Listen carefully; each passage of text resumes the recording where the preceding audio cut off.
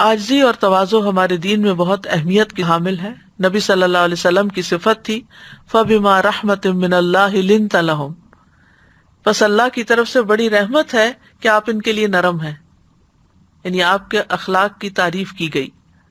آپ کو حکم دیا گیا وَاخْفِضْ جَنَاحَكَ لِمَنِ اتَّبَعَكَ مِنَ الْمُؤْمِنِينَ، اور ایمان لانے والوں میں سے جو آپ کی اتباع کرے ان سے تواضع سے پیش آئیں. والدین کے لیے تواضع اختیار کی جائے.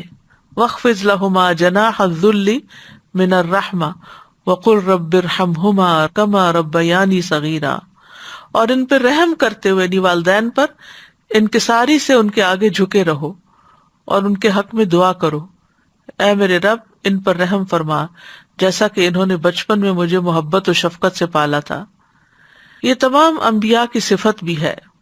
حضرت یحییٰ علیہ السلام کہتے ہیں وَبَرًّا بِوَالِدَتِي وَلَمْ يَجْعَلْنِي جَبَّارًا شَقِيًّا، یعنی یہ حکم دیا کہ میں اپنی والدہ سے بہتر سلوک کرتا رہوں، اور نیز یہ کہ مجھے اللہ نے جابر اور بدبخت نہیں بنایا. عیسیٰ علیہ السلام کے بارے میں آتا ہے رسول اللہ صلی اللہ علیہ وسلم نے فرمایا جو عیسیٰ علیہ السلام کی تواضع دیکھ کر خوش ہونا چاہتا ہے وہ ابو ذر کو دیکھ لے، ابو ذر رضی اللہ عنہ کو.